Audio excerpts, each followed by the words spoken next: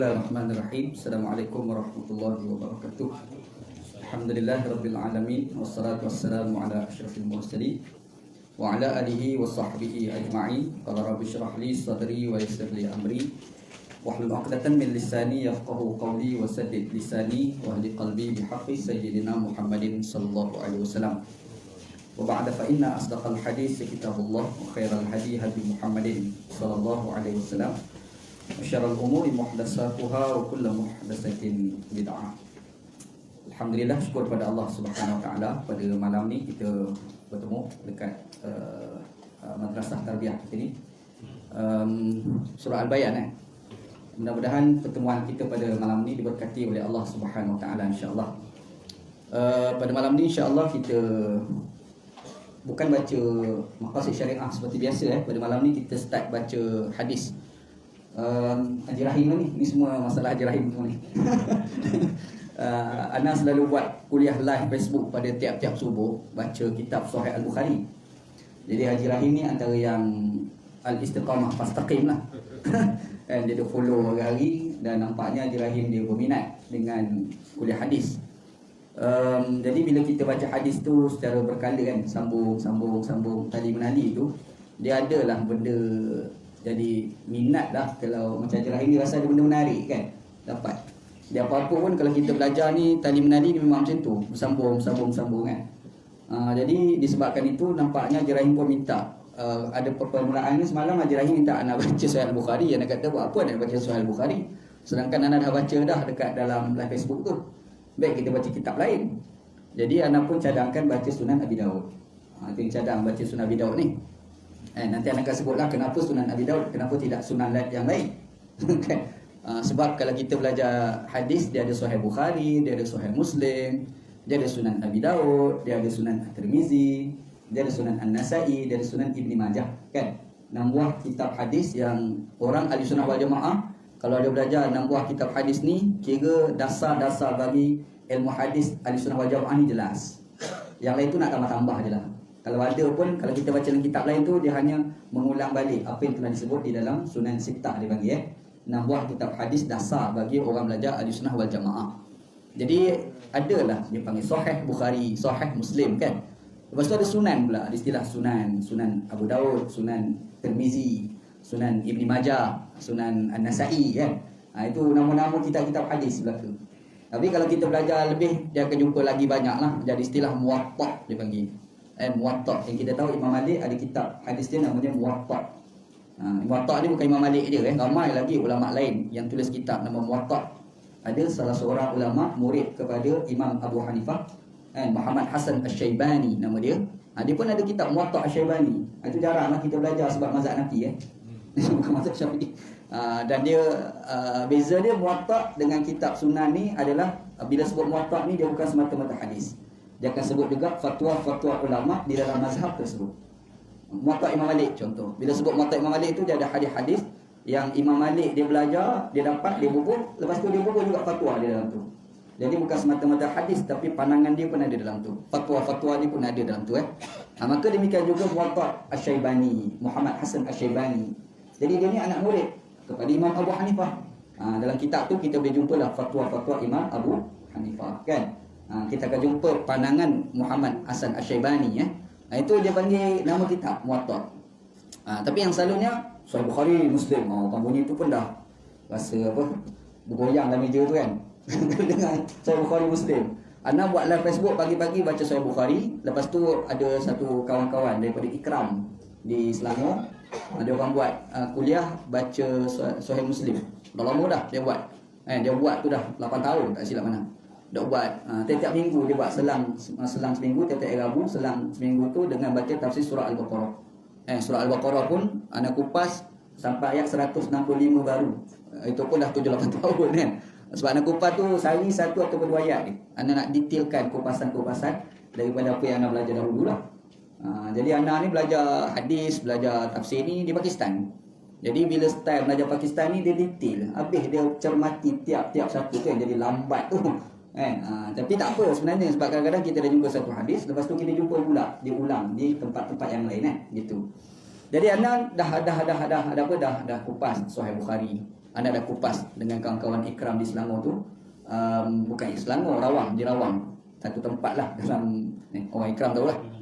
Ni haji orang Ikram kan. Jadi ada tempat dia ada kupas dah Sahih Muslim. Jadi anak pun fikir kita baca Sunan Abi Daud lah kot. Takkan nak baca yang lain. Anak rasa sebab dalam ranking ilmu hadis ni, kalau orang belajar Sunan Abi Daud ni permulaan bagi kita nak memahami fiqh hadis. Imam Al-Ghazali kata seseorang itu apabila dia selesai belajar Sunan Abi Daud, itulah sebagai asas untuk melayakkan dia jadi mujtahid. Tu kata Al-Imam Al-Ghazali ya. Jadi sebab itulah nak pilih kitab Sunan Abi Daud. Gitu insya-Allah. Okey, sebelum Ana nak pergi lebih lanjut pada nota-nota yang kita dah bagi tu sebenarnya Ana sedang mencari terjemahan sama ada dalam bahasa Malaysia ataupun bahasa Indonesia lah kot. Bahasa Malaysia ni susah kot. Jadi sementara tak dapat tu, jadi Ana tak ada lagi lah, maka Ana terjemahlah sikit. Ana buat dalam 16 hadis. Jadi 16 hadis tu kita terjemah dalam bahasa Melayu untuk kita rujukan lah. Kalau biasa ni baca matan Arab terus, takut kita pula tak faham. Ana dengan ustaz-ustaz ni dia faham. Ustaz Umar ni, guru-guru kita pun ada kat sini kan. Jadi Ana dengan guru-guru ni dia faham. Yang lain apa ustaz ni, dia dengan Tuhan dia faham. Takut jadi macam tu kan. Jadi Ana pun terjemahlah sikit kan, supaya kita senang nak rujuk. Oh ini maksud hadis Nabi SAW. Cuma sebelum Ana nak masuk itu, mungkin Ana akan cerita dulu permulaan kenapa belajar hadis. Itu permulaan mukadimah kan. Ana rasa mungkin yang pertamanya sekarang ni dia ada satu fenomena baru lah berlaku kat Malaysia ni kan. Ustaz-ustaz kita ni sudah ada di kalangan mereka yang suka menyebarkan hadis palsu dan ada orang bantah. Ini satu fenomena baik berlaku dekat Malaysia. And sebelum ni kita tengok kalau ustaz dia baca hadis palsu, orang pun kata iyalah ni. And apa-apa yang datang daripada ustaz maka ia adalah benar. Tu kita kan. Tapi sekarang ni dia ada skeptical. Orang kita dia dah tak mudah nak terima apabila datang daripada ustaz-ustaz. Jadi orang sekarang pun kalau dia nak dengar ustaz cakap, dia kata tanya ustaz, mana dalil? Jadi kalau ustaz-ustaz yang tak cermat, dia penat lah. Alamak, minta dalil lah pula. Jadi cara nak selamatkan diri, maka dia kata tak perlu tanya dalil. Itu cara nak selamat lah tu. Tapi kalau kita orang belajar agama, kaedah beragama ni dia mesti ada dalil. Itu memang kaedah beragama kan. Sebab kalau kita tak berdalil, nanti ustaz dia goreng je lah terdapat. Kita bukan nak goreng tu, kita nak ilmu tu. Makanya bila umat ataupun rakyat Malaysia pada hari ni sudah beragama minta dalil, makanya ustaz-ustaz kita ni bila nak mengajar, dia akan jadi macam Ustaz Musa. Macam Haji Rahim ceritakan tadi lah. Kita dah mengumpat dah Ustaz Musa. Mengumpat Ustaz Musa tadi kan. Ustaz Musa kalau dia tak merajaah, dia kalau nak kuliah pun dah jadi tak boleh nak kuliah. Sebab dia kena ulang kaji dahulu kan. Yang ni orang panggil sikap bertanggungjawab dalam menyampaikan agama. Jadi bila kita nak menyampaikan agama ni, kita kena merajaah. Bukanlah bermakna kalau kita tak merajaah tu kita tak tahu. Mungkin kita tahu, tapi nak confirm tu, nak kepastian tu kan. Kadang-kadang tahu dah, cumanya ni palsu ke tidak, soal ke tidak, bisa dengar tapi tak simak dulu, betul tak? Pernah dengar tapi kitab mana? Tu soalan-soalan yang timbul. Makanya adalah konsep murajaah. Makanya bila umat rakyat Malaysia pada hari ni dia belajar agama, dia minta mana dalil. Di situ kita dah nampak rakyat Malaysia dalam beragama semakin bijak. Orang Malaysia semakin ada kebijaksanaan dalam beragama. Dia dah mula mengatakan apa-apa yang datang daripada ustaz tidak semestinya benar. Kan? Mungkin ada benar, mungkin ada yang tidak benarnya. Itu sebenarnya benda yang sihat. Kita kena akui. Jadi ustaz kalau tak boleh nak jawab, dia kena kata saya tak tahu. Kena macam tu. Dia jangan goreng. Sebab kalau dia goreng, nanti pendengar hangus. Jadi hangus, habis tak boleh nak makan lah. Ikan kalau hangus tak boleh nak makan kan. Jadi ada fenomena sihat di sini. Ada fenomena sihat. Jadi bila dah ada fenomena sihat, jadi perkara agama ni tak boleh lari pada dua perkara, Quran, hadis Nabi SAW. Maka yang Quran tu Quran lah kan. Kita pun dah ramai orang mengajar Quran, tapi amat jarang orang mengajar hadis Nabi SAW. Dekat Melaka ni pun ada orang alim dalam bidang hadis, Ustaz Helmi Dr. Helmi yang tu orang alim dalam bidang hadis Nabi. Kita kena belajar dengan orang macam inilah. Ana cerita lah. Ana tak kata Ana mengajar, Ana cerita ni, Ana berkongsi apa yang Ana tahu, apa yang Ana belajar, apa yang Ana baca. Jangan anggap Ana nak mengajar pula. Tak. Sebab kadang-kadang ada benda yang Ana tak tahu. Ana pun bersyukur juga ada ustaz-ustaz kita ni, guru-guru kita ni mari nak dengar sama. Jadi kalau ada orang tanya soalan Ana tak tahu, kita pass baton kepada ustaz-ustaz Sabri yang ada kat depan ni. Sebab dia orang ni pun orang yang belajar, orang yang suka membaca dan suka meneliti lah. Kita kena macam itulah. Di sudut ilmu Allah Ta'ala. Apabila kita sebut belajar agama ni, Mungkin kita fokus kepada dua lah yang paling besar selalunya. Yang pertama adalah ilmu akidah, yang kedua adalah ilmu fiqh. Bukan tak ada yang lain, ada. Tetapi itulah kemahiran para ustaz. Ustaz ni suruh nak cerita tentang ilmu sains daripada Quran. Kalau dia cerita dia merepek. Sebab bukan bidang dia kan. Ustaz tolong cerita pasal ilmu astronomi, merepek. Dia tak faham apa yang dikatakan ilmu astronomi, kecuali kalau dia belajar. Kan? Sebab Quran tu dia lebih daripada ilmu akidah, lebih daripada ilmu fiqh sebenarnya. Dalam Al-Quran dia ada ajar ilmu komunikasi, ada. Kita pun sebelum ni pernah cerita kan, kenapa Allah Ta'ala bila dia panggil orang Yahudi itu dalam keadaan dia murka, dia akan guna walan tarda ankal yahuda wan nasara. Tidak akan redha terhadap kamu Yahudi dan Nasrani. Dia guna Yahudi. Tapi bila dia panggil ya Bani Israel. Dia tak panggil ya ayuhal yahuda wan nasara. Betul tak? Kenapa? Maksudnya Al-Quran dah ajar pada kita komunikasi. Macam mana kita berkomunikasi kan? Disebabkan itulah Dr. Yusuf Al-Qaradawi dia pernah sebut dalam tahun 2004 tak silap mana. Dia pernah menyatakan, dia mencadangkan kita panggil orang kafir ni jangan panggil kafir, jangan. Kita panggil orang bukan Islam. Contoh macam itulah. Dan benda tu dikembangkan juga oleh kawan-kawan kita daripada Nahdlatul Ulama Indonesia dalam 2-3 tahun lepas lah. Masa tu Pakatan Harapan pemerintah di Malaysia kan. Pada masa tu Ana ada tulis artikel pada masa tu bersetuju dengan apa yang dicadangkan oleh NU Nahdlatul Ulama. Masa tu Ana cari-cari tu Ana jumpa kupasan daripada Dr. Yusuf Al-Qaradawi 4 yang lalu lah. Tiba-tiba pada masa tu Syekh Mustafa Bura datang Malaysia. Mustafa Bura Syria tu kan. Dia datang Malaysia, dia pergi rumah Anwar Ibrahim. Anwar Ibrahim kata boleh tak datang sebab Syekh Mustafa Bura datang rumah. Ana pun pergilah. Nak ingat dia jemput Ana seorang pun ramai lagi ustaz-ustaz LP lah. Kan ada Dr. Zahrudin Abdul Rahman, ada Ustaz Zamri Zainal Abidin, ada Adalah beberapa orang ustaz terkenal ni datang. Jadi dalam pertemuan itu Ustaz Zamri tanya soalan kat Syekh Mustafa Bura. Apa pandangan Syekh? Sebab timbul isu memanggil orang kafir itu jangan dipanggil kafir, panggil sebagai non-muslim, ghairul muslim macam tu kan. Syekh Mustafa Bura bila dengar dengan spontan dia jawab, "Wallahi ana uayyidu hadzal ra'i." Dia kata, "Demi Allah aku perkukuh pandangan ini. Aku sokong tindakan itu." Jadi maksudnya dia bukan cerita biasalah. Cerita ni adalah memang ada dasar daripada Al-Quran. Macam mana boleh keluar tu? Ilmu komunikasi datang daripada Al-Quran. Jadi Quran ni dia bukan semata-mata hukum fiqh, akidah, dia ada ilmu komunikasi dia juga. Quran dia ada ajar strategi perang. Yang tu orang yang mahir perang dia boleh ceritalah. Kan? Anak tak ceritalah pada malam ni. Kalau cerita jadi ilmu strategi perang tak masuk pula cerita hadis kita kan. Ada. Tapi bila sebut ustaz-ustaz kita, dua lah perkara dia mahir. Kan? Ilmu akidah, satu lagi ilmu fiqh. Jarang-jarang sekali up sikit ilmu tasawuf. Kan? Itu tinggilah. Itu kita bincang waktu lain. Jadi bila sebut akidah, bila kita sebut fiqh, dia tak boleh lagi pada Quran dan hadis. Okey, Quran tu satu, hadis Nabi SAW. Jadi bila belajar hadis, hadis tu dia ada disiplin dia ada kaedah dia. Bukan kita jumpa pakai kod, bukan. Kadang-kadang ada hadis, dinilai pula sahih ke tidak, hasan ke tidak, dhaif ke tidak, palsu ke tidak. Itu semua ada kaedah sebenarnya. Dia bukan saja-saja kita tengok ulama tu kata ini palsu ni, bukan pandai-pandai dia kata. Sebenarnya dia ada kaedah yang dia belajar untuk dia nak tahu itu palsu sebenarnya. Dia ada kaedah dia kan. Jadi orang belajarlah ilmu hadis. Orang belajar ilmu hadis. Kadang-kadang kita dengar pandangan Imam Syafi'i yang mengatakan A tapi hadis kata B. Kok mana pula? Contoh kan? Anak orang contoh. Kenapa Imam Syafi'i mengatakan adanya baca Bismillahirrahmanirrahim permulaan bagi suratul Fatihah di dalam solat? Betul kan? Kita solat Bismillahirrahmanirrahim dibaca. Imam lain tak baca pun. Hanafi tak baca. Betul tak? Kita pergi kat Pakistan, Pak Ana lah, Ana belajar Pakistan. Ana duduk belajar Pakistan 4 tahun kat Pakistan, 4 tahun solat jemaah, 4 tahun tak dengar bismillah semasa baca Fatihah. Tak ada. Tiba-tiba kita balik Malaysia, orang kampung kita, ustaz dah balik jemput jadi imam, kita pun pergilah jadi imam. 4 tahun tak baca bismillah, tak ingatlah kita pun. Jadi kita pun Allahu Akbar, Alhamdulillahirabbil alamin, bismillah dah tak ingat. Orang Malaysia tengok, sudah, Wahabi apa? Wahabi. Atau jadi susah tu Wahabi tu lain susah tu kan. Padahal bukan isu Wahabi, Hanafi itu lebih awal jauh daripada Muhammad bin Abdul Wahab yang dikatakan pengasas kepada Wahabi itu kan. Jauh beza 1000 tahun tu. Jadi nak ceritanya, adalah perdebatan mazhab tu. Okey, kita pun belajarlah hadis Nabi SAW. Kita baca hadis, ada hadis tu sahabat Nabi cerita, aku pernah semayang bersama dengan Rasulullah.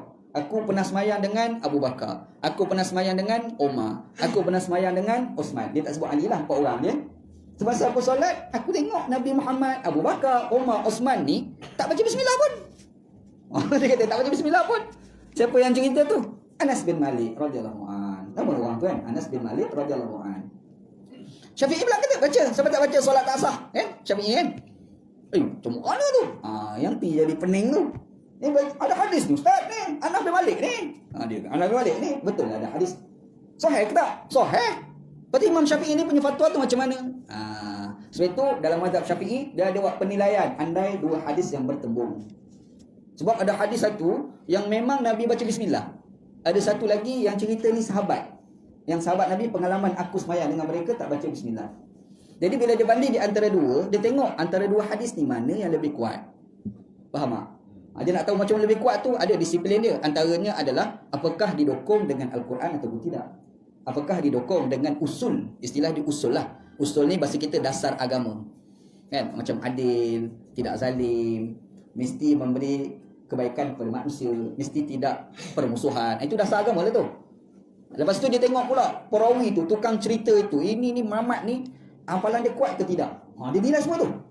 Jadi Imam Syafi'i nilai-nilai, nampaknya cerita yang hadis kata yang tak baca bismillah itu, perawi dia okey, tapi hafalan dia tu tahap rendah sikit. Dalam istilah ilmu hadis dia panggil saduq, istilah ni. Saduq dia panggil dia kan. Saduq, kita ni apa benda pula saduq? Senduk, okey. Sodok apa benda tak tahu kan. Sodok ni terjemah Melayu orang yang benar. Tapi kalau orang belajar ilmu hadis ni istilah. Orang itu siqah, maksudnya ada dosa kecil, tak buat dosa besar, tak buat maruah, dia terjaga. Tapi ada satu lagi hafalan. Istilah dia dobit dia panggil. Jadi bila dobit ni hafalan, orang hafalan kuat ni pelbagai jenis. Ada yang terlalu kuat, ada kurang kuat, kan? Kadang-kadang kita ni hafal memang hafal sungguh sebab benda kita hafal tu tak banyak. Memanglah kuat hafalan yang kita hafal tu. Tapi kalau hafal sampai 1000 hadis, kadang-kadang ada 4 lupa tak lupa. Kan kita hafal 4 perkara, ingat. Masuk yang kelima, yang pertama tadi dah lupa dah. Kan berlaku macam tu kan. Ni tahap hafalan manusia. Jadi bila ada orang ni dia hafal hadis banyak.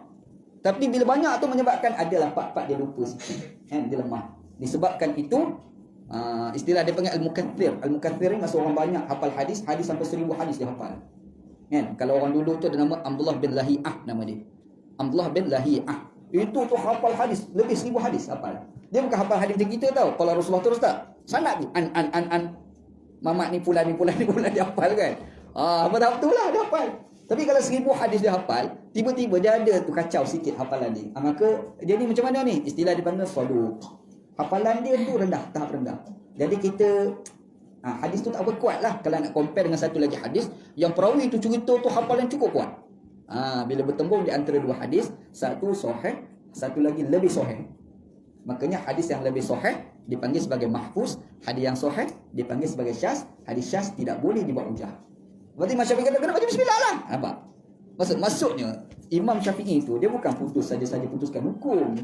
Dia ada tu cara nak memahami Al-Quran dan hadis Nabi sallallahu alaihi wasallam. Faham sebab tu kalau orang tanya anak, penting tak belajar ilmu hadis pada anak penting. Sebab apa? Yang pertama, kita terelaklah daripada ditipu oleh para ustaz yang tidak bertanggungjawab. Satu. Yang keduanya, kita start beragama secara berdalil. Kita sudah beragama secara faham. Bukan ikut-ikut je apa yang diceritakan oleh pak ustaz. Boleh gitu. Baik. Pada malam ni, kita nak baca hadis Abu Daud. Imam Abu Daud. Abu Daud tu bukan nama betul lah. Nama betul dia Sulaiman bin Al-Ash'as. Itu nama betul dia lah. Cuma adalah beberapa riwayat mengatakan nama dia Sulaiman bin Ash'as bin Ishaq. Ada orang kata namanya Sulaiman bin Ash'as bin Shaddad. Itu masalah khilaf tentang nama. Dia ni asal orang mana? Orang Afghanistan. Dia ulama-ulama hadis ni kebanyakannya bukan orang Arab. Hatta hari ni pun ramai yang pakar-pakar hadis bukan orang Arab. Guru hebat dalam ilmu hadis, hafal hadis kadang-kadang orang Pakistan, kadang-kadang bukan orang Arab. Cakap Arab pun kita dengar kita nak tergelak. Baik lagi kita cakap Arab. Fikir balik lah. Maulana Pakistan. Masa nak belajar dulu ada Maulana tu nama Maulana Zarwali Khan. Maulana Zarwali Khan. Mengajar hadis. Baru meninggal dalam 3 awal-awal tahun lepas. Meninggal. Guru kepada Maulana Fakhur Razi Perak. Anda sekali dengan Maulana dulu lah. Dekat Pakistan dulu kan. Itu tu alim tu. Hafal hadis tu. Ibu-ibu hadis dia hafal. Dia hafal. Dia bukan hafal qala Rasulullah tu sanad tu. Dia hafal. Sebelum tu ada seorang guru tu namanya Maulana Salimullah Khan. Maulana Salimullah Khan. Ana pergi kelas dia, dengar dia mengajar hadis, dia tak pernah buka kitab. Tak pernah buka kitab. Dia memang datang melenggang, duduk. Lepas tu dia mengajar dia an qala Rasulullah. Oh, canggih Pak Haji ni. Kan? Dia hafal hadis pada tu lah. Bila dia sakit, dia tak sihat, dia kena masuk kelas juga sebab dia nak bagi sanad kan. Dia baring je kat depan. Orang sediakan katil, dia baring, lepas tu murid dia baca. Lepas tu dia dengar. Tiba-tiba murid dia baca tu buka kitab. Salah. Dia dengar, salah dia kata. Dia boleh tahu salah. Padahal dia terbaring kan. Maksudnya dia punya hafalan dia power lah. Dan dia bukan orang Arab, dia orang Pakistan. Orang Pakistan Maulana Salimullah Khan. Guru dia satu guru dengan Allahyarham Tunku Aziz. Aziz tu kan.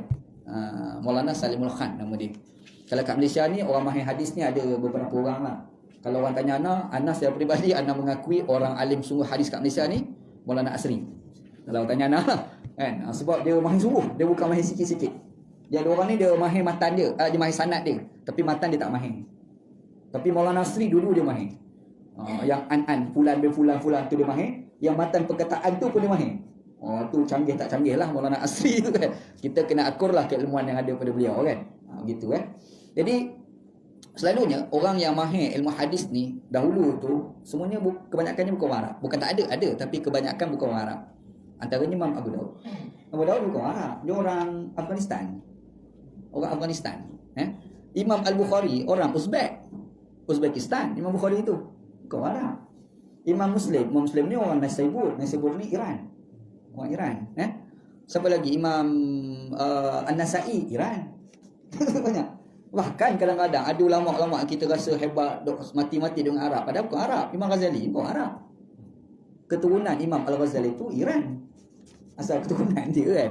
Imam Ash-Shatibi, Ash-Shatibi kan. Shatibi itu orang Spain. Mak Saleh.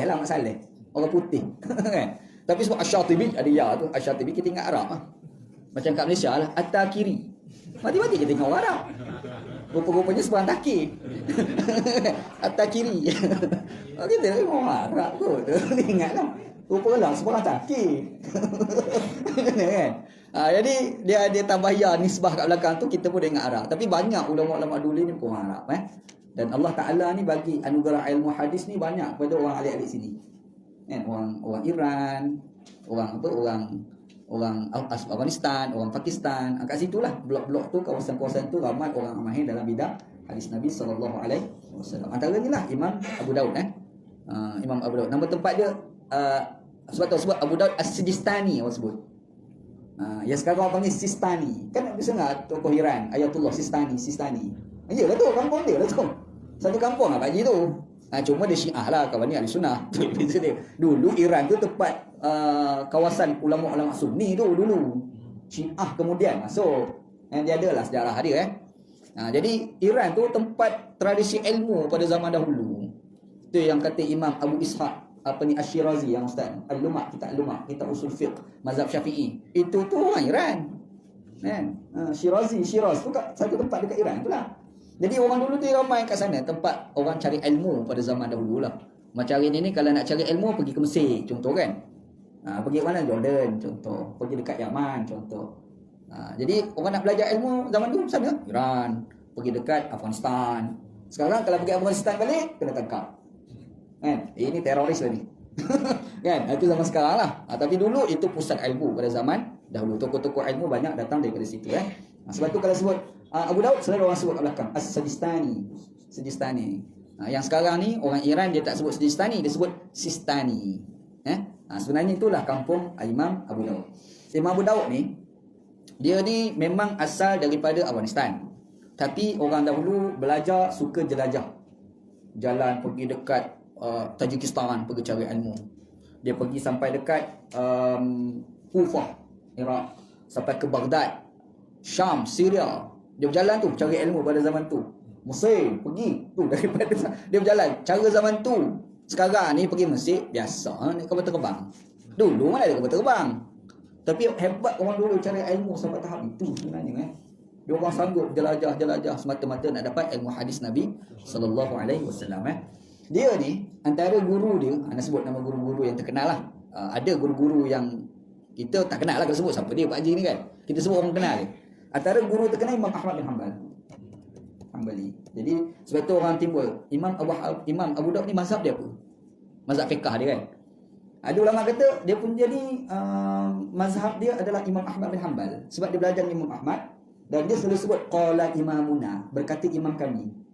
Dia selalu kut qala imamuna. Jadi orang pun tak tanggapan segi fiqh dia mazhabnya Hanbali. Tapi ada ulama lain, contoh macam Al-Imam Ibnu Taimiyah. Kan bisa dengar nama ni kan? Ada orang kat Malaysia tak boleh dengar nama ni. So ni Wahabi ni. Tak ada kaitan dengan Wahabi. Kan? Dia tak ada kaitan dengan Wahabi pun yang dikatakan Imam Ibnu Taimiyah. Kalau pergi dekat Azhar ni, ulama Azhar tu kot biasa je Ibnu Taimiyah tu kan. Ni tanyalah ustaz-ustaz kita belajar Mesir ni kan. Ibnu Taimiyah kata Imam Abu Daud ni dia mujtahid mutlak.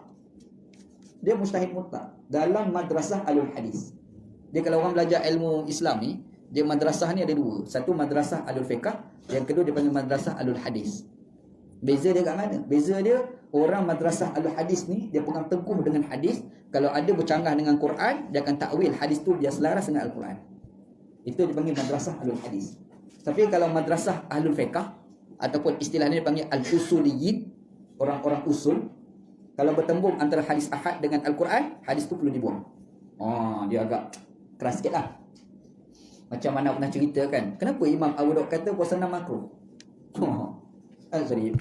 Imam Malik, Imam Abu Daud pula. Imam Malik kan dia pernah keluar fatwa puasa 6 makruh. Kita kan mati-mati kata puasa 6 ni sejak aku beranak dulu bisa dengar mak aku duk cakap pasal puasa 6. Sejak beranak dulu. Mari ustaz tak mana tak tahu pergi cerita puasa 6 makruh. Temenah dia. Kok mana ustaz ni kan? Kenapa dia boleh kata makruh? Sebab cara dia tengok hadis, dia tak macam geng ulama hadis ni tengok hadis. Bila ada hadis betul, tapi dia tanya soalan, kenapa hadis cerita fadilat? Kenapa hadis ni tak cerita Nabi sendiri buat? Dia tanya soalan dia tu lah. Fadilat ada, tapi ada tak cerita-cerita Nabi sendiri puasa 6? Tak ada pula. Ada tak cerita Nabi buka puasa 6? Tak ada pula, kata dia.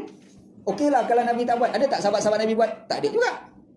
Dia pula duduk dekat Madinah pada era dia tu lah. Pada era dia tu agak awal lagi Dia dalam era lebih kurang 80 Hijriah lebih kurang.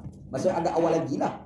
Pada zaman tu kan Imam Malik tu dia duduk kat Madinah. Orang Madinah tu dekat lagi dengan zaman Nabi. Sudah pastilah orang Madinah akan amalkan amalan yang Nabi buat. Betul tak? Kalau tak ramai pun mungkin 2-3 orang. Tiba-tiba cari tak jumpa. Imam Malik cari tak jumpa. Bila tak jumpa dia kata aku ni ada, kalau bahasa kita panggil ini something wrong ni. Ada tak kena ni. Maka dia pun simpulkan puasa 6 ni makruh. Walhal ada hadis. Itu dia panggil madrasah Alul Fiqh dia panggil. Cara orang fiqh mengistinbatkan hukum berbeza dengan ulama hadis istinbatkan hukum. Dia ada kaedah tu sebenarnya. Boleh Itu permulaan yang kita nak faham tentang ilmu hadis. Jadi Imam Abu Daud antara guru dia adalah Ahmad bin Hanbal. Itu antara guru dia. Yang lain ini mungkin kita tak bisa dengar lah. Tapi kalau orang belajar hadis popular nama ni Yahya bin Ma'in. Ini terkenal. Ali bin Al-Madini. Ini pun turut guru kepada Imam Bukhari. Ali Madini Qutaibah bin Sa'id. Ini nama semua terkenal. Ini nama ulama hadis terkenal pada zaman dahulu. Siapa lagi? Yahya bin Sa'id Al-Qattan. Ini nama terkenal. Ini semua guru-guru Imam Abu Daud. Jadi guru dia pun bukan calon-calon orang. Guru dia tu memang macam tu. Macam kita lah. Buat apa? Buat PhD. Siapa supervisor? Orang tanya soalan tu kan? Supervisor saya ni Syekh bin Bayyah. Wah, orang ni Mamat ni bukan calon-calon orang. Betul tak? Supervisor siapa kita sebut? Supervisor fulan bin fulan. Siapa dia? Kami tak kenal. Jadi Mamat ni hampir. Kan? Itu dia tak macam tu kan. Tapi kalau siapa supervisor kau? Supervisor aku tu Wahbah Az-Zuhaili tu. Orang pun tengok Mamat ni bukan calon-calon orang ni. Siapa supervisor kamu ni? Supervisor saya ni orang biasa, tapi penyelia luar saya Qaradawi. Mampus. Kita orang kata Mamat ni memang power kan. Serupa juga. Siapa dia? Imam Abu Daud. Guru dia siapa dia? Imam Ahmad bin Hanbal. Mamat ni memang kan? Boleh gitu. Itu kita sebut guru-guru dia. Cuba kita tanya murid dia pula. Murid dia siapa dia? Imam Tirmizi. Imam Tirmizi tu murid dia. Imam Tirmizi tu hebat dah. Guru dia kan? Imam An-Nasai. Tu antara murid-murid yang terkenal lah. Banyak lagi tapi anda sebut yang terkenal. Jadi bila kita dengar, maknanya Imam Abu Daud ni bukan calon-calon orang. Dia memang orang hebat. Ulama-ulama Islam pernah khilaf tentang apa status mazhab Imam Abu Daud. Yang tadi anda dah sebut sikit, ada orang kata dia ni mazhab Hanbali. Al-Imam Ibn Taymiyah mengatakan dia adalah mujtahid mutlak. Dia boleh mengistimbatkan hukum seperti mana Imam Syafi'i istimbatkan hukum. Dia boleh istimbatkan hukum seperti mana Imam Abu Hanifah istimbatkan hukum. Tapi mengikut mazhab Ahlul Hadis lah. Kan? Itu meneliti sanad. Lepas tu bila kata sahih terus buat hukum berdasarkan kaedah dia gitu. Itu kita kena faham gitu. Pujian-pujian dia terhadap dia banyaklah. Tadi anda ada sebut Imam Al-Ghazali kata cukup seseorang itu nak dikatakan sebagai mujtahid kalau dia dah khatam Sunan Abi Daud. Kalau orang tu nak jadi mujtahid, dia belajar hadis, apakah dia kena belajar semua kitab hadis? Tak semestinya, kata Imam Al-Ghazali. Dia mahir Sunan Abi Daud dah. Okey dah, itu dah memadai dah permulaan untuk nak melayakkan jadi mujtahid. Itu kata Imam Al-Ghazali. Banyak yang lain kalau kita nak quote kat sini. Dalam hadis dia, dalam kitab dia ada 5,300 hadis. 5,300 hadis. Tak tahulah habis ke tak kalau nak baca kat sini. Sebab kita tak masuk hadis pertama pun baru kita cerita ni pun dah kat pukul 8 dah. Kan? Dalam hadis tu bercampur antara hadis marfu', hadis mauquf, hadis maqtu'. Apa benda pula ustaz ni? Hadis marfu', mauquf, maqtu'. Hadis marfu' ni hadis yang mana disandarkan kepada Nabi. Maksudnya sama ada qala Rasulullah, Nabi cakap, ataupun sahabat Nabi kata aku tengok Nabi berjalan. Contoh, dia tengok Nabi tu kan, aku tengok Nabi makan, aku tengok Nabi tidur, aku tengok Nabi, aku dengar Nabi cakap. Yang tu dia panggil hadis marfu', dia panggil. Ada pula yang kedua, dia panggil hadis mauquf. Mauquf ni maksudnya sahabat dia cakap, bukan Nabi cakap. Itu dia panggil hadis mauquf. Kan? Contoh, kita dululah orang pernah sebut ma ra'a al-muslimuna hasanan fahuwa indallahi hasanun. Apa-apa yang orang Islam tengok baik, maka itu baik di sisi Allah Ta'ala. Ini bukan hadis marfu'. Ini dipanggil hadis mauquf. Apa maksud dia? Dia bukan perkataan Nabi. Itu perkataan Abdullah bin Mas'ud. Mas'ud ni sahabat Nabi lah. Kan? Jadi dia ni, dia sebut ma ra'a al-muslimuna hasanan fahuwa indallahi hasanun. Apa-apa yang orang Islam tengok baik, maka itu pun baik di sisi Allah. Jadi ulama-ulama fiqh ni, dia pergi debat. Boleh tak kita nak anggap perkataan sahabat hadis mauquf itu sebagai syariat juga? Itu ada berlaku khilaf. Sebab kadang-kadang sahabat Nabi ni dia ungkap perkataan dalam laras bahasa dia, tapi semua sebenarnya dia simpulkan daripada apa yang dia faham daripada Nabi sallallahu alaihi wasallam. Faham? Macam Abdullah bin Umar radhiyallahu anhuma, anak kepada Umar bin Al-Khattab radhiyallahu anhu. Dia pernah sebut, dia kata ada dua bangkai yang dihalalkan oleh Allah Ta'ala, ada dua darah yang dihalalkan oleh Allah Ta'ala. Yang pertama adalah ikan, yang kedua adalah belalang, dia sebut kan. Lepas tu limpa, dan satu lagi adalah hati. Orang kata ini bukan hadis Rasulullah, ini adalah perkataan Abdullah bin Umar. Tapi orang fiqh, ulama fiqh ambil hadis tu buat hukum. Kita berfikir macam mana perkataan sahabat buat hukum, padahal sumber hukum kan Quran hadis. Nabi lah yang dapat wahyu ni, bukan sahabat. Yang dapat wahyu ni Nabi sallallahu alaihi wasallam. Jadi orang kata hadis ni adalah mauquf daripada sudut lafaz sahabat, tapi makna marfu', dia kata. Makna tu Nabi sallallahu alaihi wasallam. Sebab dikatakan Abdullah bin Umar itu dia belajar dengan Nabi, dia dengar. Lepas tu disimpulkan dalam bahasa yang mudah. Dihalalkan kepada kita bangkai, dua bangkai, dihalalkan kepada kita dua darah. Atas kesimpulan dia daripada apa yang dia belajar. Faham tak? Macam mana cerita tadi kita dengar, lepas tu kita bersembang kat luar, kita dah syarah tu, kita keluarkan, kita tak sebut ini ustaz cakap, tak. Tapi yang kita belajar tu, kita simpulkan, kita ungkap dalam bahasa kita tanpa kita sandarkan pada ustaz. Faham tak? Macam mana nak cerita ramai-ramai ni. Lepas ni Haji Rahim pergi sembang kat luar dengan Haji. Duk sembang dengan Haji, duk sembang-sembang ni, dia ungkap, yang Haji Rahim ungkap tu sebenarnya apa yang Haji faham daripada anak cerita hari ni. Faham tak? Jadi nampak memanglah Haji Rahim cakap, tapi sebenarnya kandungan itu anda punya point. Faham? Yang tu dia panggil mauquf lafzan marfu' maknan. Nampak itu boleh pergi ke mengaji macam ni? Boleh pergi jauh. Kalau boleh faham, insya-Allah boleh lawan mufti. Apa? Itu dia panggil hadis mauquf. Ada pula satu lagi dia panggil maqtu', dia panggil. Maqtu' ni adalah perkataan tabi'in. Bukan perkataan Nabi, bukan perkataan sahabat. Kita bisa dengar tak? An-nas ala dini mulukihim. Manusia ni berdasarkan agama pemerintah dia. Bisa dengar kan? Ini bukan perkataan Nabi, bukan perkataan sahabat. Ini perkataan Umar bin Abdul Aziz. Jadi orang kata ini qala Rasulullah, palsulah. Sebab Nabi tak pernah cakap. Faham eh? Bukan perkataan Nabi sallallahu alaihi wasallam, itu perkataan Omar bin Abdul Aziz. Oh, kita kata perkataan Omar bin Abdul Aziz ni adalah kepahaman dia daripada Nabi. Tak boleh, sebab dia tak pernah jumpa Nabi sallallahu alaihi wasallam. Jadi macam kes yang kita sebut hadis mauquf dengan hadis marfu' tu kan. Dia tak boleh sama dengan tajuk dia. Nampak eh? Jadi bila kita baca Sunan Abi Daud, dia ada campur tu. Ada perkataan tu ada perkataan Nabi. Kadang-kadang dalam tu ada perkataan sahabat. Dalam tu ada perkataan tabi'in. Itu dalam kitab Sunan Abi Daud yang kata bilangan hadisnya sebanyak 5,300 hadis. Yang itu pun tak larat nak belajar.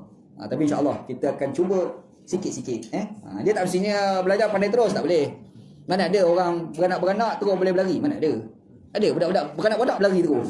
Wah, hebat Pak Haji ni. Dia tak boleh. Dia kaedah dia beranak, mula-mula dia meraung. Lepas tu dia belajar isap susu. Up sikit dia boleh berangkak. Up sikit dia boleh bertatih. Lepas tu baru dia boleh berjalan. Lepas tu baru boleh berlari. Lepas tu dia boleh naik motor. Lepas tu dia pun rempit. Dia kaedah dia memang macam tu. Tak ada beranak tu rempit. Kalau ada, black lah tu. Itu bukan sistem alam lah tu. Jadi kita pun belajar kena macam tu. Sikit-sikit. Kan? Jangan tak pernah usaha nak belajar. Jangan. Ana ni kadang-kadang orang kata kan, kita jangan ajar ilmu hadis pada orang awam ni. Sebab orang awam tak faham. Kalau tak ajar, sampai bila dia orang kekal tak faham? Betul tak? Kena start.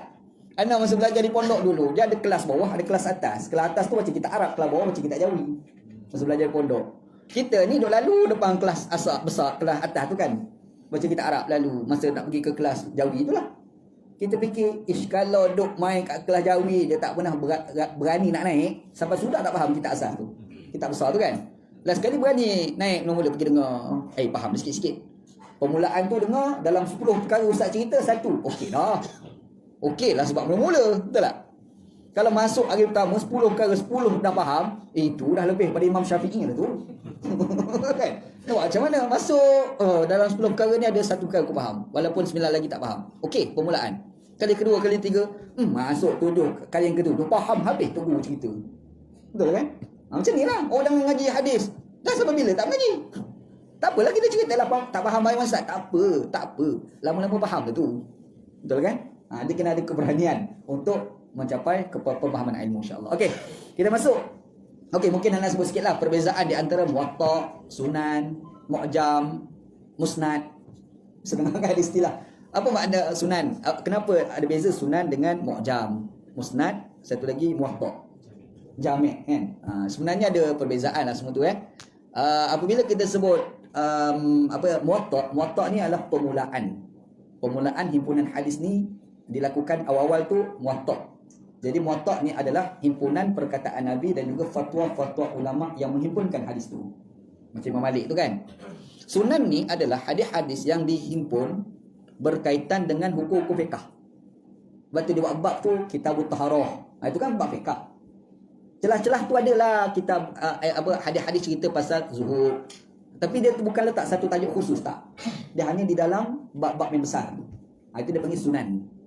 Ada pula dia panggil musnad. Musnad ni disusun base kepada nama sahabat-sahabat Nabi besar.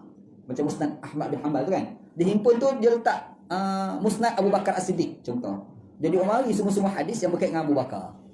Ada Musnad Umar. Ada Umar lah hadis-hadis berkait dengan Umar bin Khattab. Itu dia panggil musnad. Lepas tu dia panggil mu'jam. Mu'jam ni dia guru tu. Macam contoh imam. Imam ni seorang ulama hadis, dia ada guru dia. Guru dia bukan seorang, mungkin ramai guru dia kan. Jadi bila dia belajar dengan guru A, adalah hadis-hadis dia ambil pada guru A. Ada guru B, ada hadis-hadis pada guru B. Jadi dia letak nama guru tu berdasarkan susunan abjad. Kalau nama guru dia Abu contoh, dia letak Abu. Lepas tu mungkin guru yang kedua nama Al-Basti. Dia letaklah kategori kedua Basti berdasar kepada nama guru. Itu dipanggil sebagai mu'jam. Itu istilah dia. Lepas tu ada jami'. Jami' ni himpunan. Dan istilah ni dia tak sama dalam pemahaman orang Syiah. Syiah lain. Syiah ni kita hadis dia dipanggil mashaf. Kita mashaf Quran lah. Syiah hadis tu, kitab hadis tu panggil mushaf. Itu Syiah. Jadi kita kena faham bila sebut mushaf, siapa dah sebut ni? Syiah. Okey, faham. Kena faham. Ini Syiah, bukan Sunni Jadi bila sebut mushaf itu, Quran pun boleh, kitab hadis pun boleh. Itu dalam Syiah. Kita Sunni no. Bila sebut mushaf, Quran.